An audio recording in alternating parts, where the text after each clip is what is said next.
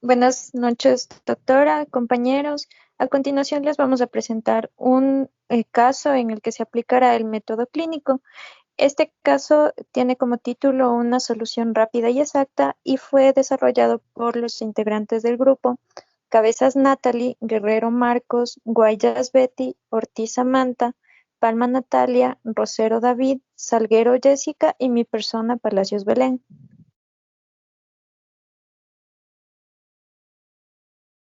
El método clínico. Este método clínico puede aportar hasta el 95% del diagnóstico. Es así que a través del interrogatorio se puede llegar al 60 o al 70% del diagnóstico. El examen físico añade un 10 a 15% y los exámenes complementarios pueden subir esta certeza diagnóstica hasta el 95%. Es un orden de trabajo elaborado por el médico, dentro de la instancia de la consulta médica, a través del desarrollo de una relación médico-paciente, con una herramienta de registro, la historia clínica, con el objetivo de llegar a un diagnóstico médico integral del proceso de salud-enfermedad de un individuo. El médico con capacidad de manejo del método clínico es el que está más cerca de la médula de la profesión. Desde Hipócrates no se describe otro espacio para el médico que tenga esta dimensión y protagonismo. Se debe considerar también la ética en el comportamiento, en las conductas morales, en los contactos con el paciente, tanto en los límites como en el profesionalismo, que antiguamente se aprendía de los mayores y que hoy necesita también de actualización. La sociedad moderna impone cada vez más un cuidado en controlar estos aspectos que sorprendentemente no son considerados con la seriedad que se merecen. En ese sentido, debe fortalecerse la docencia en las ciencias y artes semiológicas. El objetivo de entender el proceso salud-enfermedad es llegar a un diagnóstico y tratamiento, además de realizar un diagnóstico integral o abarcativo. Y el método clínico es la mejor forma de tener una buena relación médico-paciente y llegar a un diagnóstico.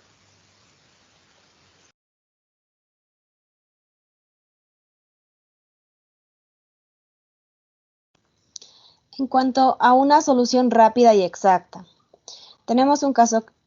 El hombre de 38 años con antecedentes de colitis ulcerosa desde hace 12 años. Ingresó en un hospital público por presentar diarrea sanguinolenta y dolor abdominal. Se halló Campylobacter en las heces. Recibió tratamiento con eritromicina durante 10 días, pero la diarrea empeoró. La sigmoidoscopía mostró una mucosa difusamente eritematosa y friable, y la biopsia era compatible con esteroides, pero persistieron el dolor abdominal y la diarrea. En una radiografía simple de abdomen se observó distensión del colon transverso con los niveles hidroaéreos. Las cifras de leucocitosis eran de 14.600 con 58 polimorfonucleares y 6 bandas.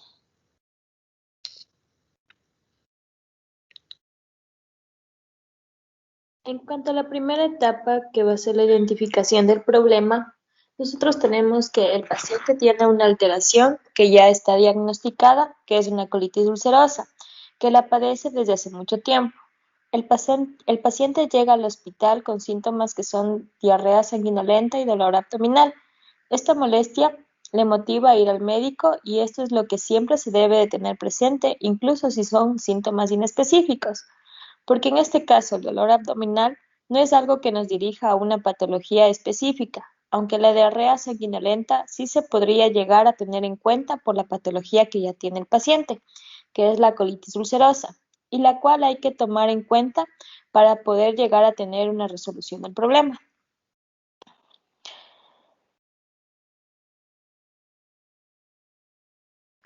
Estas son las consideraciones que se tuvo con el paciente, primero debido a los antecedentes de la colitis ulcerosa.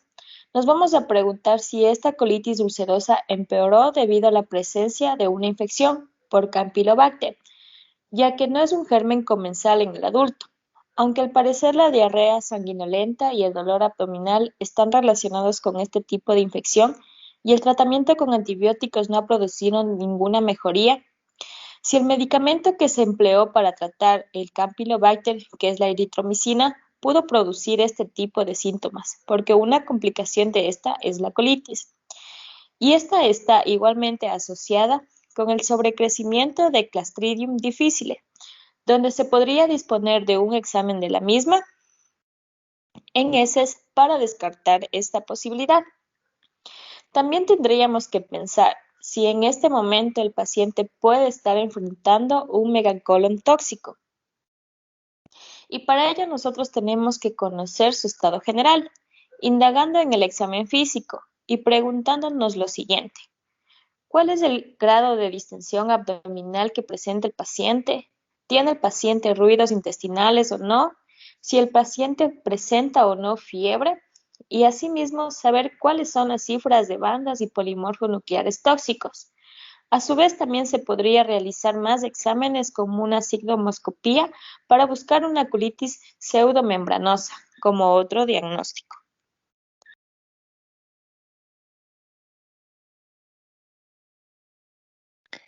Ya, entonces llegamos a la segunda etapa del examen.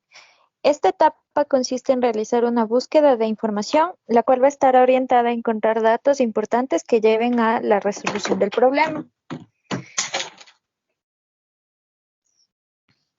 La información se obtiene de manera sistemática y esta se va a buscar mediante la aplicación de una anamnesis y un examen físico al paciente.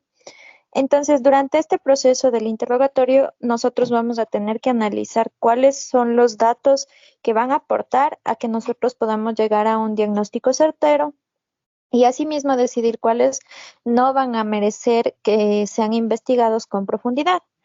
En este caso en particular hemos visto que dentro de los datos importantes están, por ejemplo, el antecedente de colitis ulcerosa del paciente hace aproximadamente 12 años, el signo de la diarrea sanguinolenta y el dolor abdominal, que son el motivo por el cual el paciente llega al hospital.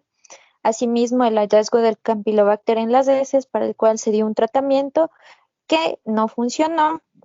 Y el hallazgo en la radiografía, en la cual se observó la distensión del colon transverso con niveles hidroaéreos presentes, asimismo las cifras de los leucocitos y luego de que el paciente estuvo ya dentro de consulta, se observó que también existía un dolor agudo en el cuadrante superior izquierdo, para el cual se trató con miperidina, aunque este dato no es muy... no nos ayuda mucho en este momento con el paciente en el análisis que estamos realizando.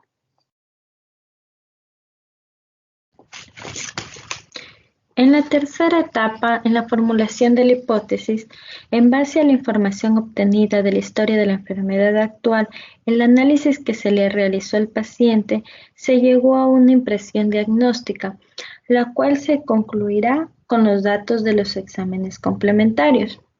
Con la información obtenida, el médico ya debería obtener lo que es una impresión diagnóstica, un diagnóstico presuntivo o hipótesis formulada y tener un fundamento teórico. Esta hipótesis diagnóstica es en la que se basará para llevar las acciones futuras como paso final a la resolución del problema. En base a este análisis, se presenta un posible cuadro de megacolon tóxico.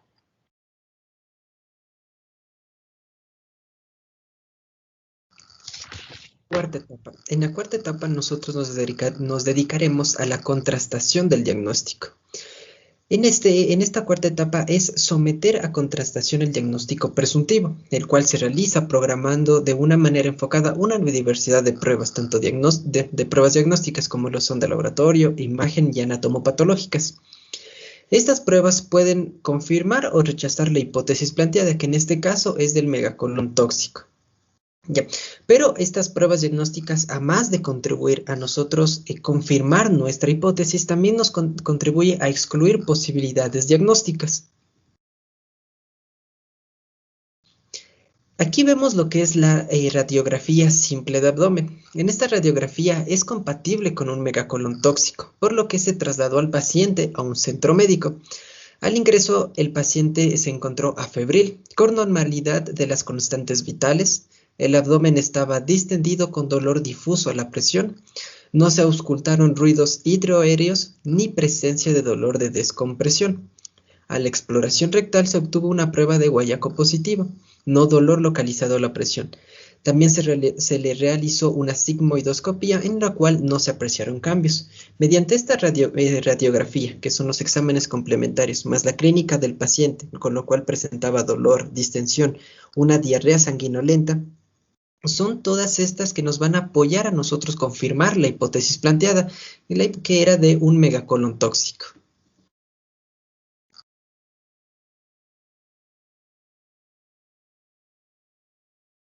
En la quinta etapa, es decir, la exposición de los resultados, presentamos un diagnóstico definitivo, donde a partir de los síntomas y los exámenes complementarios que se realizó al paciente, confirmamos la hipótesis que se planteó al inicio, dando como resultado un megacolon tóxico. Debe recalcarse que en algunas ocasiones no es necesario realizarlos para llegar al diagnóstico definitivo.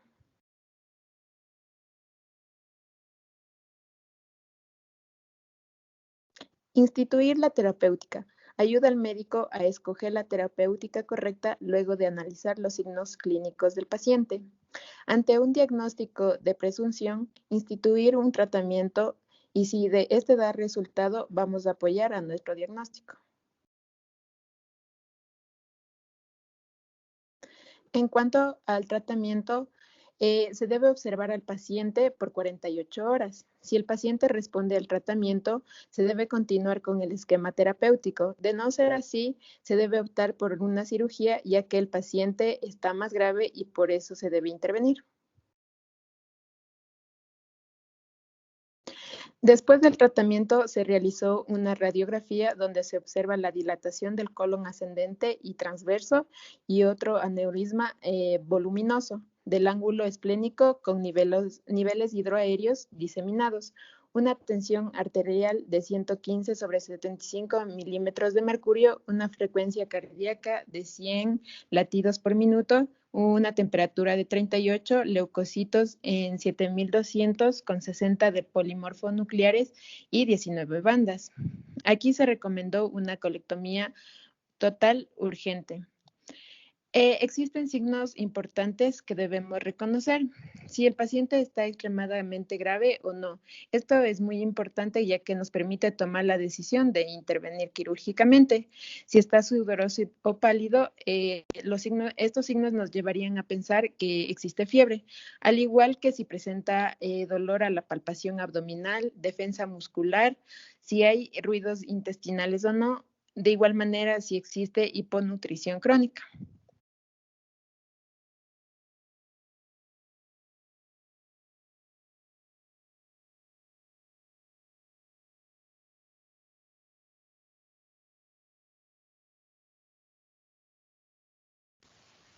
En la exposición y evaluación de resultados, hay que evaluar cada parámetro para llegar a un diagnóstico que en ocasiones no tiene relación con los datos recogidos. En este caso, hay que relacionar la sintomatología con la que llega el paciente y los datos que se tuvieron en los exámenes complementarios y ver si estos son concluyentes para el diagnóstico planteado en un inicio. Además de instituir la terapéutica, esto en base a los exámenes realizados, se va a aplicar la terapéutica más adecuada al paciente con un control estricto y la evaluación final del caso tendrá que ver e irá según cómo evolucione el paciente.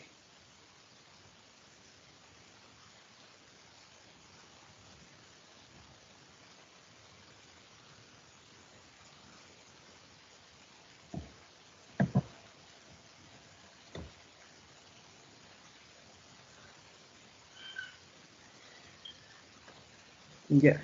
También se le realizó un cultivo en donde se pudo ver o dio positivo para Clostridium difficile al ingreso.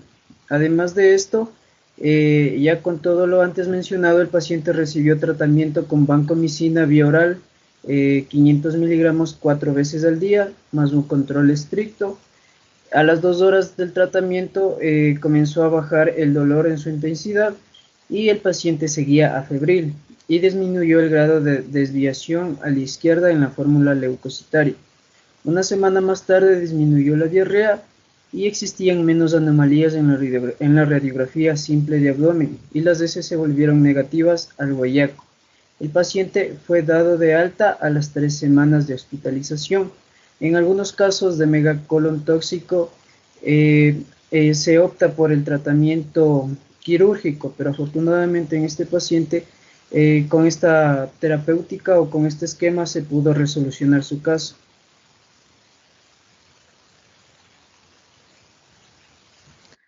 Análisis. Podemos observar el fenómeno de la generación de hipótesis, en especial centrar acciones sobre la parte de la respuesta. Una posibilidad sería que este diagnóstico surgiera siempre formando parte de un diagnóstico diferencial de la diarrea sanguinolenta.